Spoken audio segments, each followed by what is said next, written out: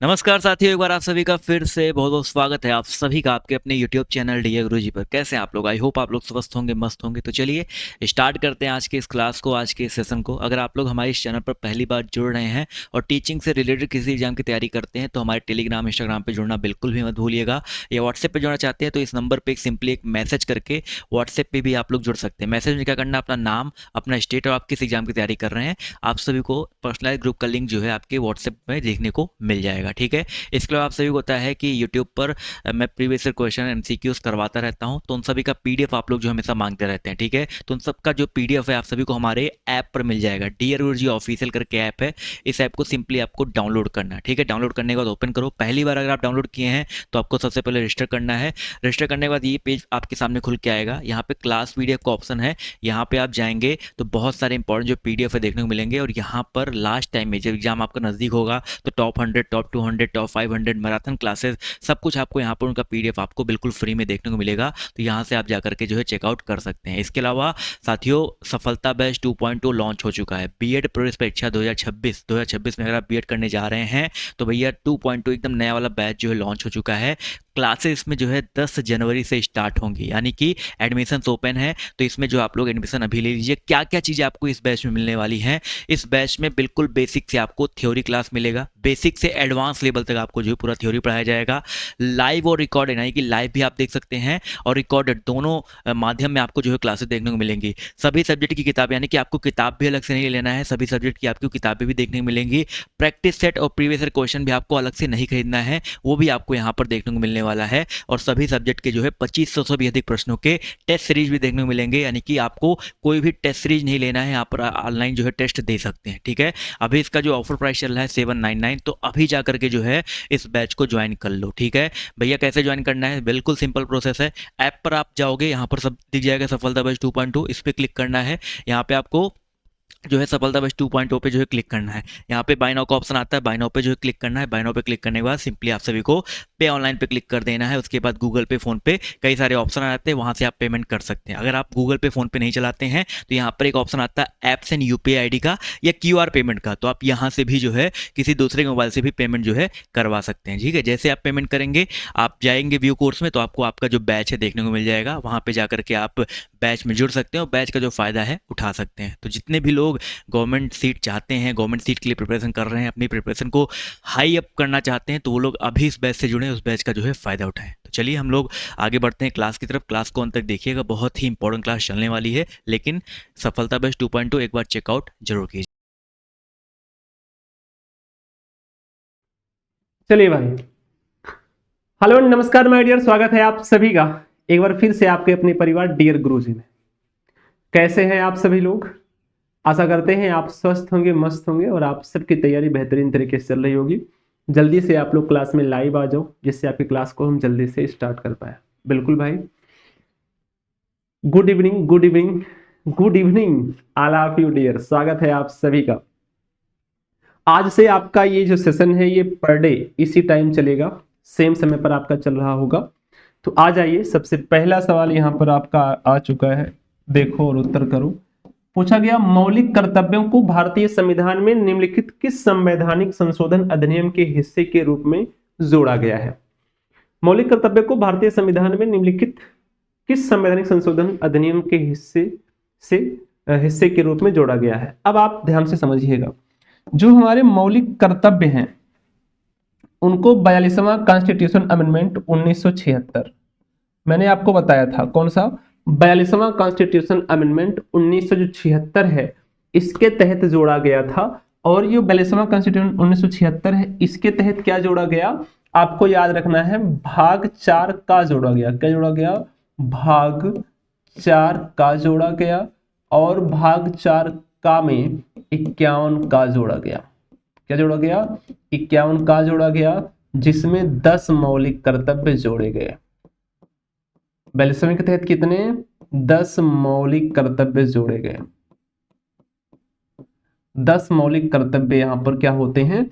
जोड़े जाते हैं। आपको याद रखना है, अगर पूछे वर्तमान में कितने मौलिक कर्तव्य हैं, क्या पूछे वर्तमान में कितने मौलिक कर्तव्य हैं आपसे पूछ ले, तो आप कहेंगे सर जी वर्तमान में, और जो 11वां मौलिक कर्तव्य था, जो 11वां था ये आप जानते हैं 86वां कॉन्स्टिट्यूशनल अमेंडमेंट 2002 में 86वां कॉन्स्टिट्यूशनल अमेंडमेंट 2002 में इसे जोड़ा गया था, आप जानते हैं, जो शिक्षा का अधिकार था। तो वर्तमान में कितने मौलिक कर्तव्य हैं अगर आपसे पूछे, वर्तमान में 11 मौलिक कर्तव्य हैं। कितने मौलिक कर्तव्य हैं भैया? वर्तमान में 11 मौलिक कर्तव्य हो जाएंगे। कितने हो जाएंगे आपको याद रखना है, वर्तमान में कुल 11 मौलिक कर्तव्य हैं। ये बिंदु भी आपको यहीं पर नोट करनी है। ओके, चलिए, बाकी मैंने इसके बारे में बेसिक जानकारी पिछले वीडियो में दे रखा है, पार्ट 1 में आप देख लीजिएगा। अगला है कि संवैधानिक संशोधन अधिनियम में शहरी स्थानीय शासन से संबंधित संवैधानिक प्रावधान किए गए थे। आपको मैंने दो चीजें बताया था। पहली बात तो मैंने कहा था जो 73वां कॉन्स्टिट्यूशन अमेंडमेंट है, 73वां कॉन्स्टिट्यूशन अमेंडमेंट जो है, इसमें आप जानते हैं ये भी 1992 में ही आया था और 93 में लागू किया गया था। मैंने कहा था इसमें जो था वो क्या था, ये ग्रामीण स्थानीय स्वशासन इसमें आया था। क्या आया था? ग्रामीण स्थानीय स्वशासन आया था। क्या आया था? ग्रामीण स्थानीय स्वशासन यहाँ पर आया था, आपको याद रखना है। इसका मतलब मैंने कहा था पंचायती राज व्यवस्था आया था। क्या आया था? पंचायती राज व्यवस्था इसके तहत आया था। आपको याद रखना है 243 से 243 ओ 243 से 243 ओ तक जोड़ा गया था। मैंने कहा था इसे लागू भी हमने किया था। कब लागू किया था? 24 अप्रैल। कब किया था? 24 अप्रैल 1993 को। इसीलिए हम प्रत्येक 24 अप्रैल को हम राष्ट्रीय पंचायती राज दिवस मनाते हैं। क्या मनाते हैं? राष्ट्रीय पंचायती राज क्या मनाते हैं? राष्ट्रीय पंचायती राज दिवस मनाते हैं। आपसे पूछ ले वर्तमान में राष्ट्रीय पंचायती राज जो मंत्रालय है उसके मंत्री कौन है? राष्ट्रीय पंचायती राज के मंत्रालय के जो राष्ट्रीय पंचायती राज मंत्रालय है उसके वर्तमान में मंत्री कौन है? आप क्या बताएंगे? बताना, ठीक है।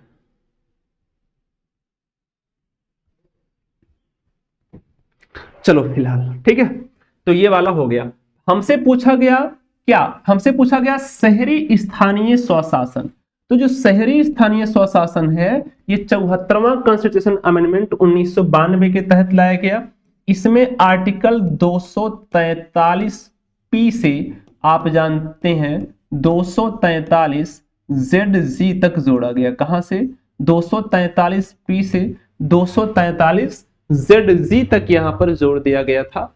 कौन सा? 74वां कॉन्स्टिट्यूशनल अमेंडमेंट के तहत इसे जोड़ा गया था। और आप जानते हैं 12वीं अनुसूची जोड़ा गया जिसमें 18 विषय थे। क्या जोड़ा गया? यहां पर क्या जोड़ा गया? यहीं पर इसी के तहत 12वीं अनुसूची जोड़ी गई। क्या जोड़ी गई?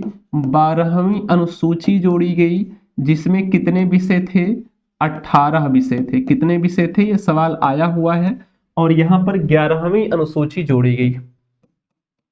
कौन सी? यहां पर 11वीं अनुसूची जोड़ी गई। और ये जो 11वीं अनुसूची है इसमें जो विषय थे ये 29 थे। विषय कितने थे यहां पर? यहां पर अगर हम आपसे विषय की बात करेंगे तो 29 विषय होंगे। आपको ये बिंदु यहां पर नोट कर लेनी है, याद रख लेना है, ठीक है। बाकी 74वां जो कॉन्स्टिट्यूशनल अमेंडमेंट है इसमें मैंने आपको बता ही रखा है कि इसमें संपत्ति का जो अधिकार है, जो संपत्ति का अधिकार था, मूल अधिकार में जो संपत्ति का अधिकार था आर्टिकल 31, उसे कानूनी अधिकार बनाकर 300A में ले जाकर कानूनी अधिकार बना दिया गया। और दूसरी बात यह था कि आर्टिकल जो 352 था राष्ट्रीय आपात में जो है उसका आधार एक था आंतरिक अशांति, उसे हटाकर उसके स्थान पर सशस्त्र विद्रोह लाया गया था। ये दोनों बिंदु मैंने आपको बताया था कि ये दोनों बिंदु आप याद रख लीजिए। ओके, चलिए, किस मामले में सर्वोच्च न्यायालय जो है 6-5 के निर्णय द्वारा यह निर्धारित किया गया था कि विधायिका के पास मौलिक अधिकारों को समाप्त या सीमित करने का अधिकार नहीं है, ये आपको बताना है। तो ये गोलकनाथ बनाम पंजाब राज्य, किसके द्वारा? गोलकनाथ बनाम पंजाब राज्य के मामले में सुप्रीम कोर्ट ने, आप जानते हैं, 6-5 के निर्णय द्वारा निर्धारित किया था कि संसद में अनुच्छेद 368 के अधीन मौलिक अधिकारों को समाप्त या सीमित करने की शक्ति नहीं रखती।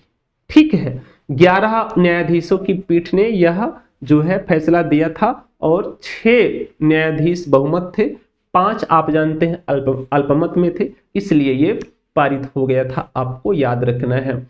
अगर आपको याद हो तो अनुच्छेद 13 में यह व्यवस्था कर दी गई है कि संसद द्वारा ऐसा कोई भी कानून नहीं बनाया जाएगा जिससे संविधान के भाग 3 में वर्णित मौलिक अधिकारों का उल्लंघन होता है। ठीक है, आर्टिकल 13 में इसका उल्लेख बाकायदे कर दिया गया है, संसद द्वारा ऐसा कोई कानून नहीं बनाया जाएगा जिससे मौलिक अधिकारों का उल्लंघन हो। ठीक है, 6 से 14 वर्ष की आयु के सभी बच्चों को निःशुल्क और अनिवार्य शिक्षा के मौलिक अधिकार को भारत के संविधान में किस वर्ष में प्रस्तावित किया गया था? आप जानते हैं सन 2002 में। कब? सन 2002 में। आप सभी को याद रखना है। एक आया था 86वां कॉन्स्टिट्यूशनल अमेंडमेंट। क्या आया था? 86वां कॉन्स्टिट्यूशनल अमेंडमेंट 2002 आया था। 2002 आया था। इसमें आर्टिकल 21A जोड़ा गया। क्या जोड़ा गया? आर्टिकल 21A जोड़ा गया, शिक्षा का अधिकार। क्या जोड़ा गया? शिक्षा का अधिकार जोड़ा गया। क्या जोड़ा गया? शिक्षा का अधिकार जोड़ दिया गया। और शिक्षा के अधिकार में यह कह दिया गया कि 6 से 14 वर्ष के जो आयु के बच्चे हैं, क्या है, जो 6 से 14 वर्ष के आयु के बच्चे हैं, उन सभी को निःशुल्क और अनिवार्य शिक्षा के मौलिक अधिकार को भारत के संविधान में 2002 में क्या कर दिया गया? जोड़ दिया गया था। आप सभी को याद रखना है। ठीक है, अगला आर्टिकल 45 में 6 वर्ष से कम आयु के बालकों की देखभाल और निःशुल्क शिक्षा का प्रावधान किया गया है। यह भी आपको याद रखना है। ठीक है, चलो अनुच्छेद यहीं पर, ये तो 6 से 14 हो गया। अगर हम अनुच्छेद 45 की बात करें, अनुच्छेद 45 में 6 वर्ष से कम, 6 वर्ष से कम के आयु के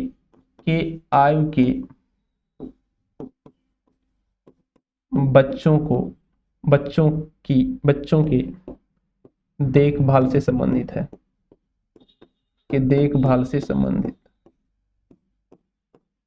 ये सवाल कई बार कंफ्यूज भी करता है कि 6 वर्ष से कम आयु के बच्चों के देखभाल के लिए और 6 से 14 वर्ष के आयु के बच्चे, तो 6 से 14 वर्ष के आयु के जो बच्चों के बारे में बात किया गया, ये मौलिक अधिकार है, मौलिक अधिकार है, फंडामेंटल राइट है, जो 86वें संविधान संशोधन द्वारा जोड़ा गया। और ये जो अनुच्छेद 45 है, क्या है? ये जो अनुच्छेद 45 है, इसके तहत 6 वर्ष से कम के आयु के बच्चों के देखभाल से संबंधित है। ये आप जानते हैं DPSP है, आप जानते हैं राज्य के नीति निर्देशक सिद्धांत के अंतर्गत आएगा। संविधान में पहले 10 संशोधनों के लिए सामूहिक नाम बिल ऑफ राइट्स आपको बताना है। इसे अधिकारों का विधेयक कहते हैं। क्या कहते हैं? ये जो बिल ऑफ राइट्स है, क्या है? Bill of rights. ये जो बिल ऑफ राइट्स है, इसे अधिकारों का विधेयक कहते हैं। क्या कहते हैं? इसे हम कहते हैं अधिकारों का विधेयक। क्या कहते हैं भाई? इसे हम कहते हैं अधिकारों का विधेयक। क्या कहते हैं? इसे हम कहते हैं अधिकारों का विधेयक कहते हैं। ये संयुक्त राज्य अमेरिका जो USA है, कहां से? अधिकारों का विधेयक है। ये संयुक्त राज्य अमेरिका के संविधान के पहले 10 संशोधनों का सामूहिक नाम है ना। यह अमेरिका सरकार की शक्तियों पर रोक लगाते हैं और नागरिकों के लिए कुछ अधिकारों को हमेशा के लिए सुरक्षित करते हैं। तो फिलहाल ये एक बेसिक पॉइंट है, याद रखना, और थोड़ा सा टफेस्ट बनाता है सवाल को, तो ये भी एग्जाम में आता है, तो आप तैयार रहिएगा, कोई दिक्कत आपको नहीं होनी चाहिए। किस संवैधानिक संशोधन अधिनियम ने राष्ट्रीय न्यायिक नियुक्ति की शुरुआत की, जिसका उद्देश्य अधिशासी मंडल यानी कॉलेजियम प्रणाली को बदलना था, है ना? कौन सा था? तो आप सभी को याद रखना है, खतरनाक है ना, आपको याद रखना 99वां संविधान संशोधन जो है, 99वां संविधान संशोधन 2014 की बात हम कर रहे हैं। क्या कर रहे हैं? आपको याद रखना 99वां संविधान संशोधन 2014 की बात कर रहे हैं। इसका उद्देश्य अधिशासी मंडल, जिसे हम कॉलेजियम प्रणाली कहते हैं, इसको बदलना था, ठीक है। लेकिन इसे सुप्रीम कोर्ट द्वारा क्या कर दिया गया? खारिज कर दिया गया। क्या कर दिया गया? इसे एकमात्र ये जो 99वां है, मैंने आपको इसके पहले भी बताया था 99 के बारे में, मैंने कहा था एकमात्र संविधान संशोधन जिसे सुप्रीम कोर्ट ने असंवैधानिक करार देकर खारिज कर दिया। सुप्रीम कोर्ट ने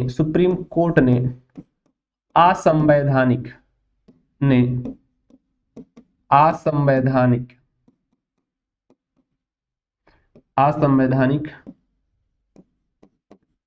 करार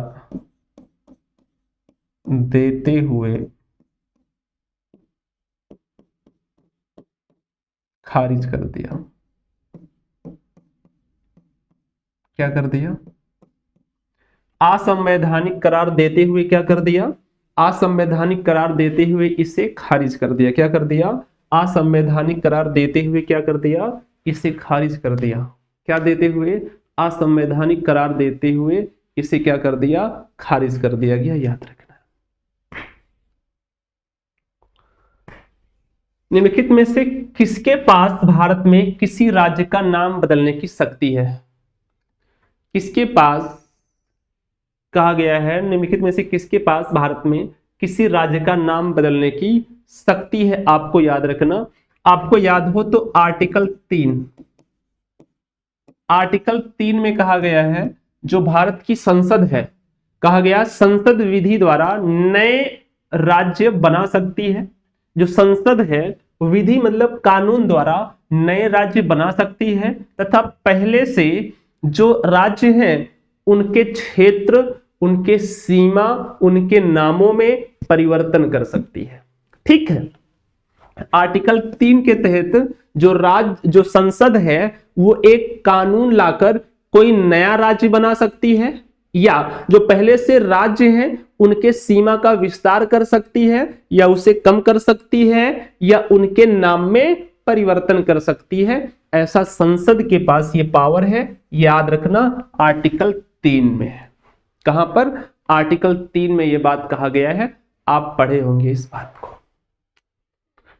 किस केस में उच्चतम यानी सुप्रीम कोर्ट ने भारतीय संविधान के अनुच्छेद 21 के तहत निजता के अधिकार को बरकरार रखा? निजता का अधिकार बताना।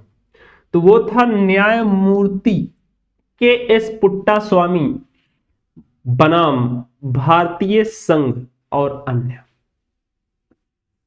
ठीक है, ठीक है। 2016 में आया था, कब आया? सॉरी 2017 में आया था, 17 में, ठीक। 2017 का केस है ये, 2017 कब का केस है? 2017, इसलिए इंपॉर्टेंट है आपके लिए, आ सकता है, क्योंकि ये निजता के अधिकार को बरकरार रखने के लिए आया था न्यायमूर्ति एस.के. पुट्टा स्वामी, यानी कि सेवानिवृत्त न्यायमूर्ति एस.के. पुट्टा स्वामी बनाम भारतीय संघ और अन्य के साथ। अनुच्छेद 31A, 31B, 31C की संवैधानिकता किसके मामले में चुनौती का विषय थी? किसके मामले में चुनौती का विषय? तो 31A, 31B, 31C की संवैधानिकता जो है, ये वमन राव बनाम भारत संघ के मामले में चुनौती का विषय थी, ये आपको याद रखना है। वमन राव बनाम भारत संघ जो है ये 1981 मामले में न्यायालय ने कहा कि 24 अप्रैल 1973 को, कब 24 अप्रैल 1973 से पहले समय पर 9वीं अनुसूची में कानूनों को शामिल करने के लिए संविधान में संशोधन वैध होंगे, लेकिन इस तिथि के बाद शामिल कानूनों को इस आधार पर चुनौती दी जा सकेगी कि वे संविधान के आधारभूत ढांचे को क्षति पहुंचाने के कारण संसद की संवैधानिक शक्ति से परे है। ठीक है, तो ये बिंदु भी यहां पर याद रखना है। फिलहाल ये आपसे पूछ लेगा किस मामले में सर्वोच्च न्यायालय ने उन स्थितियों को सूचीबद्ध किया जहां अनुच्छेद 356 के तहत शक्ति का प्रयोग उचित या अनुचित हो सकता है। ऐसा था SR बोम्मई मामला, आपको इसको मैंने पहले ही बता रखा है, SR बोम्मई मामला। ठीक है, SR बोम्मई मामला जो है बनाम भारत संघ 1994 में बाद में भारत के सर्वोच्च न्यायालय ने कि सुप्रीम कोर्ट ने एक ऐतिहासिक निर्णय देकर अनुच्छेद 356 के जबरन दुरुपयोग को रोकने का प्रयास किया था। ठीक है, आगे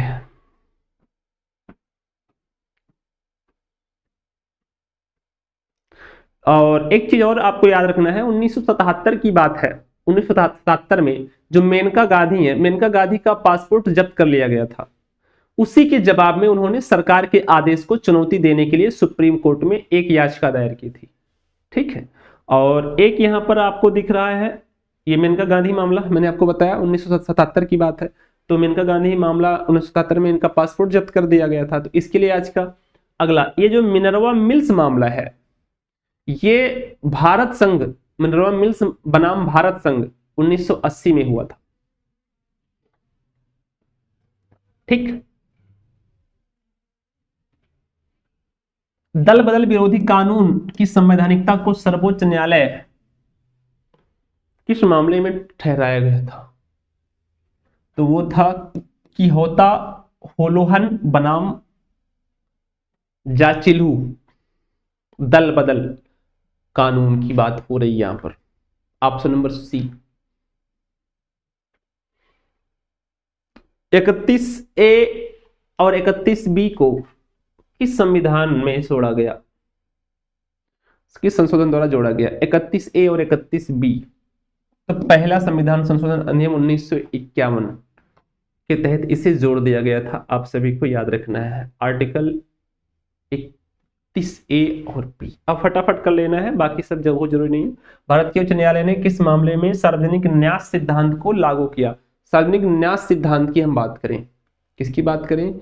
सार्वजनिक न्यास सिद्धांत की हम बात करें तो वो था option number C, MC Mehta बनाम कमलनाथ। MC मेहता बनाम कमलनाथ। MC मेहता बनाम कमलनाथ में जो भारतीय पर्यावरण कानून था, इसमें एक ऐतिहासिक मामला था जिसमें भारत के सुप्रीम कोर्ट ने माना कि सार्वजनिक न्यास सिद्धांत मामले में जो है सार्वजनिक न्यास सिद्धांत जो है भारत में लागू होता है। केंद्र शासित प्रदेश दिल्ली को राष्ट्रीय राजधानी क्षेत्र दिल्ली के रूप में नया रूप देने वाला 69वां संविधान संशोधन अधिनियम किस वर्ष लागू होता है? लागू होने की बात पूछा गया है, तो आपको याद रखना है अगर 69वां संविधान संशोधन की बात करें तो ये हुआ था कब? ये हुआ था 1991 में। कब हुआ था? ये हुआ था 1991 में, लेकिन ये लागू कब होता है? 1 फरवरी 1992 को। कब होता है?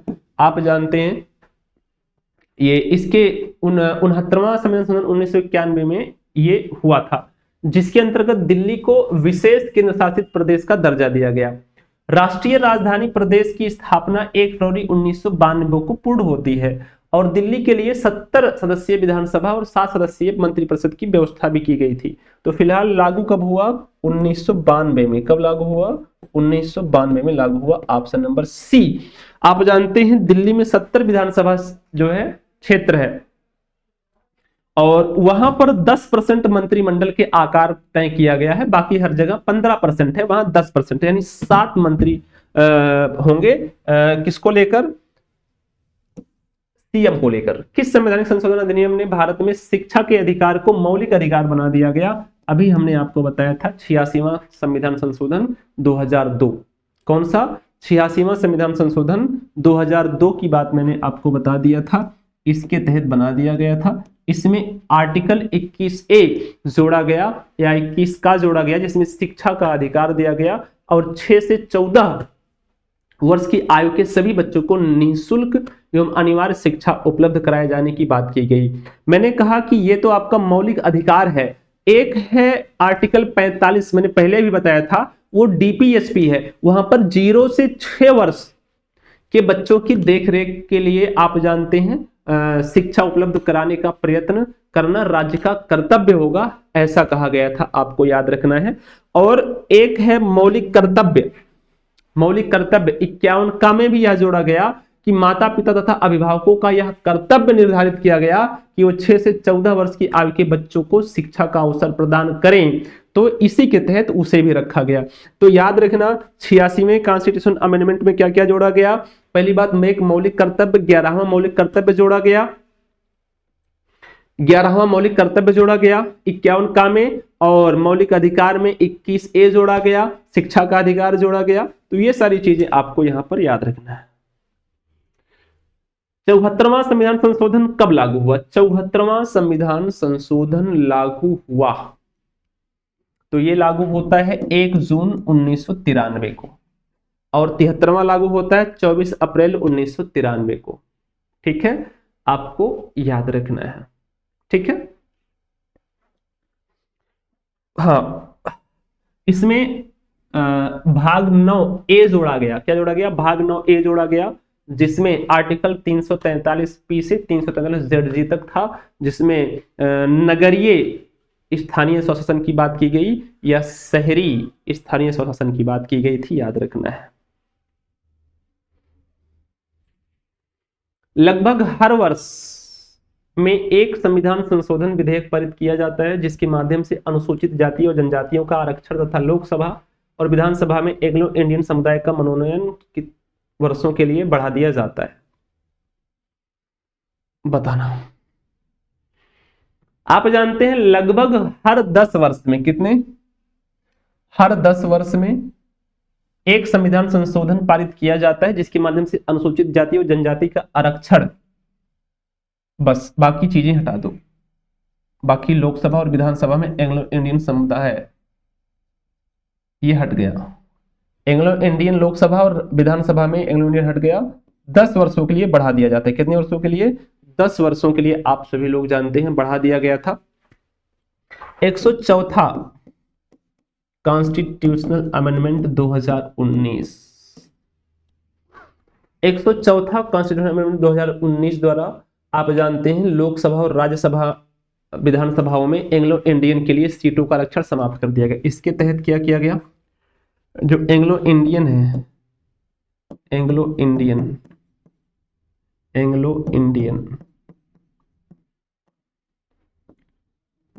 का आरक्षण का, एंग्लो इंडियन की सीटों का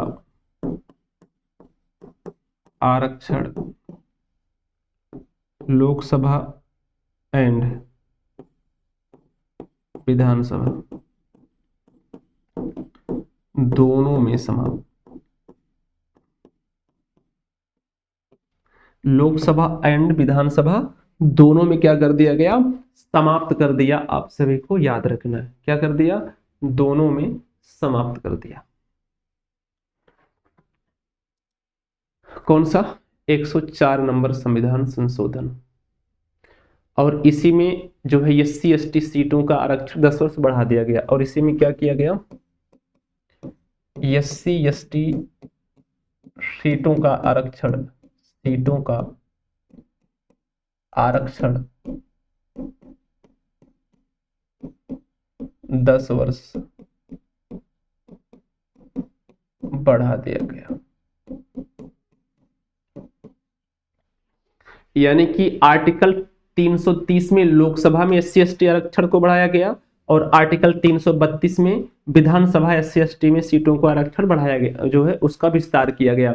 एंग्लो इंडियन का पद लोकसभा में था 331 में, जिसे हटा दिया गया 2 एंग्लो इंडियन होते थे और विधानसभा में 1 एंग्लो इंडियन होता था। आर्टिकल 333। तो आर्टिकल 331 और 333 दोनों को क्या कर दिया गया भाई, समाप्त कर दिया गया। 331 और 333 दोनों को क्या कर दिया गया, समाप्त कर दिया गया। ओके। संसद के किसी भी अधिनियम को कानून की मान्यता नहीं दी जा सकती यदि वह संविधान की मौलिक संरचना का उल्लंघन करता है। किस ऐतिहासिक मामले में सर्वोच्च न्यायालय यानी कि सुप्रीम कोर्ट ने यह बात कही थी? केशवानंद भारती बनाम केरल राज्य, है ना, आप जानते हैं 1993 में, सॉरी 1973 में। कब? 1973 के मामले में ये बात कही थी। केशवानंद भारती बनाम केरल राज्य के मामले में अदालत ने कितने बहुमत से फैसला किया था कि जबकि संसद के पास व्यापक अधिकार है लेकिन उसे संविधान के मूलभूत तत्वों या मौलिक विशेषताओं को प्रभावहीन करने या नष्ट करने का अधिकार नहीं है। तो आप जानते हैं ऐसा 7-6 आप जानते हैं 13 न्यायाधीशों की पीठ ने यह फैसला लिया था जिसमें 7 का बहुमत था।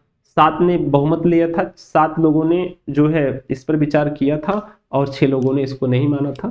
फिलहाल इसे मान लिया गया। ठीक है, आपको मैं बताऊं कि इसमें क्या हुआ, जो है 7-6 बहुमत से फैसला दिया जिसमें सर्वोच्च न्यायालय ने यह जो है निर्णय किया कि संसद संविधान के किसी भी भाग में संशोधन कर सकती है लेकिन संविधान के मूल ढांचे को नष्ट नहीं कर सकती और ना ही उसे बदल सकती है।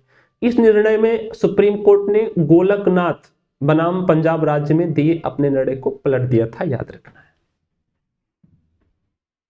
संविधान का वो कौन सा एकमात्र हिस्सा है जिसे पूरी तरह से हटा दिया गया? संविधान से पूरी तरह से उसे हटा ही दिया गया, खत्म ही कर दिया गया कि जाओ तुम्हारा कोई काम हमारे लिए हमारे संविधान में है ही नहीं। तो आप जानते हैं 7वां कॉन्स्टिट्यूशनल अमेंडमेंट पढ़े हैं आप? 7वां कॉन्स्टिट्यूशन अमेंडमेंट 1956। 7वां कॉन्स्टिट्यूशन अमेंडमेंट 1956 में जो भाग 7 है, इसे भाग 7 में पहली अनुसूची के भाग ख में राज्यों का विवरण अनुच्छेद 238 था, इसे हटा दिया गया। क्या था? अनुच्छेद 238 जो था इसे क्या किया गया, हटा दिया गया। संविधान संशोधन 7 नंबर का। कौन सा? 7वां संविधान संशोधन। अगर पूछे तो बताइएगा, ठीक है।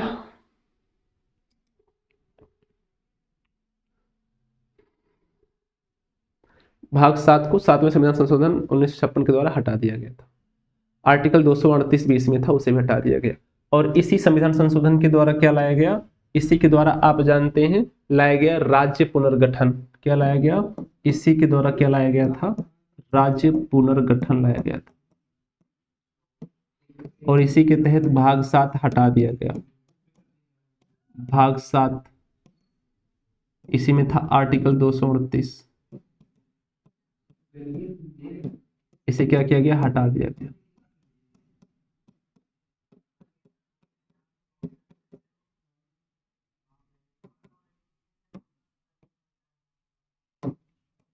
भाग 7 को ही हटाया गया। ठीक। राज्य पुनर्गठन 1956 में लाया गया, जिसमें आप जानते हैं राज्य पुनर्गठन में क्या किया गया? राज्य पुनर्गठन आयोग लाया गया, जिसमें फजल अली आयोग की सिफारिश पर आप जानते हैं फजल अली आयोग की सिफारिश 1953 में की गई, जिसके आधार पर राज्य पुनर्गठन के द्वारा 7वां संविधान संशोधन 1956 लाया गया, जिसमें 14 राज्य प्लस 6 केंद्रशासित प्रदेश है। क्या है इसमें? 14 राज्य प्लस 6 यूटी है, 6 केंद्र शासित प्रदेश है। कितने आए? 14 राज्य प्लस 6 केंद्र शासित प्रदेश। कितने आए? 14 राज्य प्लस 6 केंद्र शासित प्रदेश। क्या है? 14 राज्य प्लस 6 केंद्र शासित प्रदेश आए थे। टोटल 50 सवाल है, उबना नहीं है ना। टोटल 50 सवाल है, उबना नहीं है।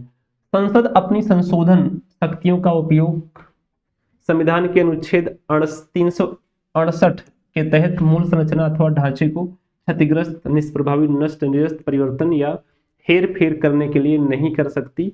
निम्न में से कौन सा मामला उपरोक्त कथन से संबंधित है? अभी थोड़ी देर पहले मैंने आपको बताया था, अभी अभी अभी थोड़ी देर पहले मैंने बताया था, केशवानंद भारती बनाम केरल राज्य।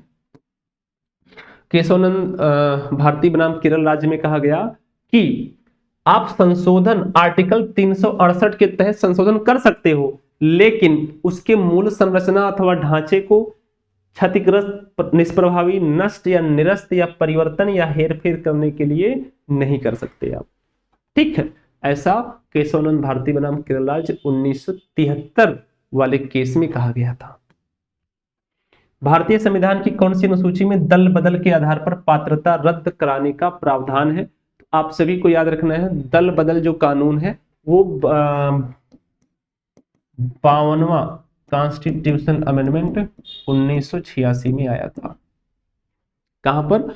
52वां कॉन्स्टिट्यूशनल अमेंडमेंट 1986 के द्वारा आप जानते हैं 10वीं अनुसूची जोड़ी गई। क्या जोड़ी गई?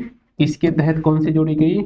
आपको याद रखना है, 10वीं अनुसूची जोड़ी गई, अनुसूची जोड़ी गई, जिसमें दल बदल विरोधी कानून लाया गया। क्या लाया गया? दल बदल विरोधी कानून। क्या लाया गया? जिसमें दल बदल विरोधी कानून लाया गया। तो 10वीं अनुसूची से संबंधित है। किससे है? Option number B. अगर आप 10वीं अनुसूची की बात कर रहे हैं तो आप एकदम सही बात कर रहे हैं। कौन सा? 52वां संविधान संशोधन, दल बदल विरोधी कानून। इस समय पीएम कौन था? कहीं कहीं पर 86, कहीं कहीं पर 85 मान लिया जाता है, आपको याद रखना। तो फिलहाल इसको क्या मान लो? 85 मान लो आप, क्योंकि 86 नहीं, क्योंकि इस समय कौन था पीएम? 85 नहीं भाई, 86 नहीं, 85। इस समय पीएम कौन था? पीएम तो राजीव गांधी थे, राजीव गांधी। इस समय पीएम कौन था? तो इस समय पीएम कौन था? तो इस समय के पीएम राजीव गांधी जी थे। भारतीय संविधान का पहला संशोधन 1951 में कार्यान्वित हुआ, जिसके माध्यम से भाषण एवं अभिव्यक्ति की स्वतंत्रता के दुरुपयोग तथा जमींदारी उन्मूलन कानून की वैधता से संबंधित प्रावधान बनाए गए 1951 में। कब? 1951 में पहला कॉन्स्टिट्यूशनल अमेंडमेंट हुआ था, है ना, जिसमें 31 आर्टिकल 31A और 31B जोड़ा गया। क्या जोड़ा गया? जिसमें क्या जोड़ा गया? 31A और 31B वाला कहाँ चला गया था भाई? कुछ गलत कर दिया हम लोग से, कुछ मिस्टेक नहीं। पहला संशोधन 1951 सही है। तो याद रखना, फर्स्ट कॉन्स्टिट्यूशनल अमेंडमेंट 1951, इसमें आप जानते हैं क्या जोड़ा गया? 31A जोड़ा गया एंड 31B जोड़ा गया। इसी में 9वीं अनुसूची जोड़ी गई, 9वीं अनुसूची जो भूमि सुधार से संबंधित है। किससे है? भूमि सुधार से संबंधित है। क्या है? भूमि सुधार से संबंधित है। और इसी में आर्टिकल 19 में दिए गए वाक और व्यक्ति की स्वतंत्रता के आधार पर कोई व्यक्ति जो है उपजीविका, व्यापार या कारोबार करने के लिए अधिकार पर प्रतिबंध लगाने के नए अधिकारों की व्याख्या यहाँ पर कर दी गई थी, आपको याद रखना। तो सबसे पहला संविधान संशोधन आपके लिए जरूरी है। ऐसा नहीं कि पहला नहीं आता है, देख लो पहला आता है ना, पहला आता है। ठीक, 9वीं अनुसूची जोड़ी गई थी। बस 10-11 है। प्रथम संविधान संशोधन के माध्यम से भारतीय संविधान में क्या जोड़ी गई? तो आपको याद रखना है, 9वीं अनुसूची जोड़ी गई, 9 नंबर की अनुसूची जोड़ी गई जो भूमि सुधार से संबंधित है। कौन सी अनुसूची? 9वीं अनुसूची जोड़ी गई जो भूमि सुधार से संबंधित है, आपको याद रखना है। ठीक है,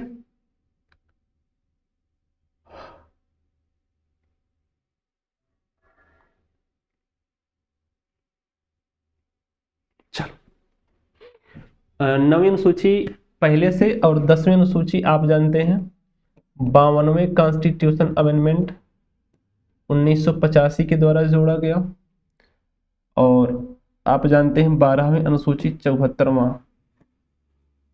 74वां कॉन्स्टिट्यूशन अमेंडमेंट 1992 के तहत जोड़ेगी 12वीं अनुसूची, 10वीं 52 और 9वीं जो है प्रथम।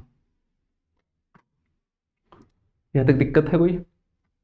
52वां संविधान संशोधन के तहत 10वीं अनुसूची जोड़ी गई और 74वें संविधान संशोधन के द्वारा 12वीं अनुसूची जोड़ी गई। और आपको याद रखना है जो 11वीं अनुसूची थी वो 73वें के तहत जोड़ी गई थी। किसके तहत? 73वें संविधान संशोधन के तहत जोड़ी गई थी। भारत में मत देने के लिए विधिक उम्र क्या है?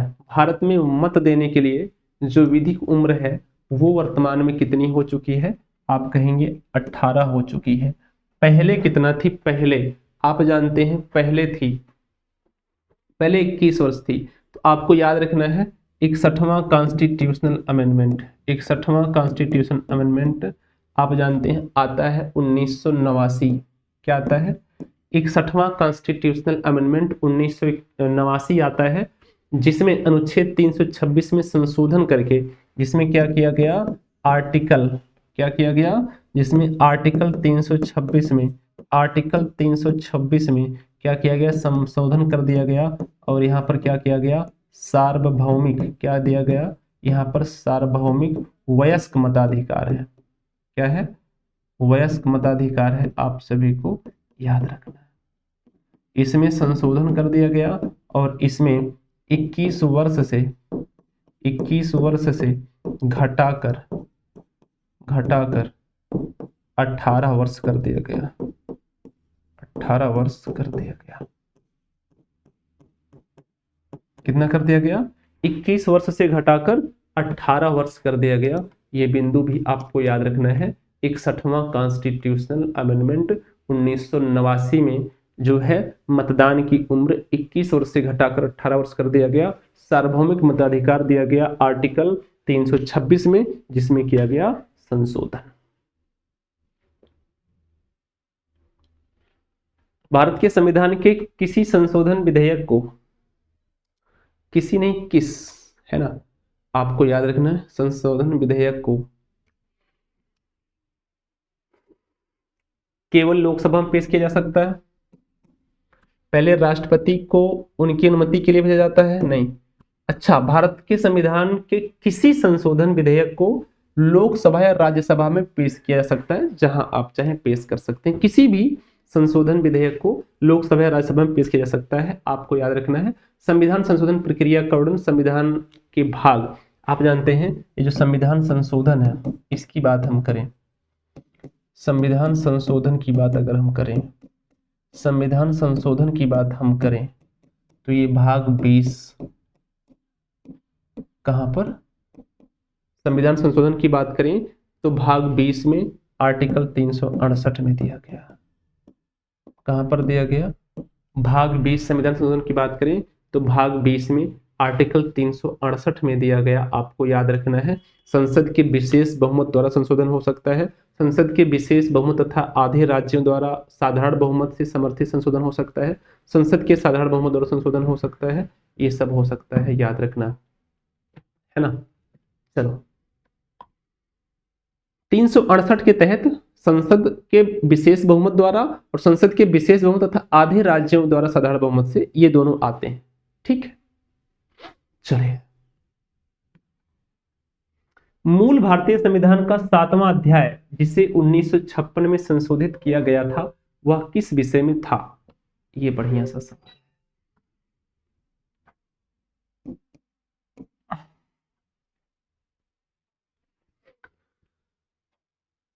भाग भी राज्यों,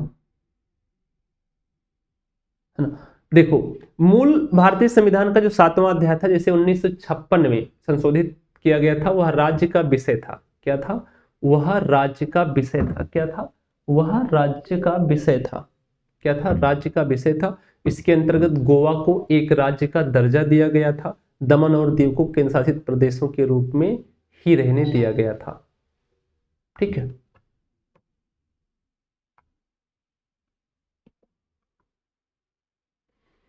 ठीक। चलिए,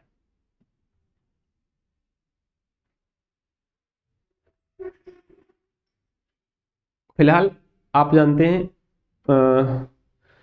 अध्याय 7 को हटा भी दिया गया है 7वें संविधान संशोधन द्वारा। निम्नलिखित में से कौन सा इंदिरा साहनी बनाम भारत संघ मामले में पारित फैसले के बारे में सही है, आपको यह बताना है।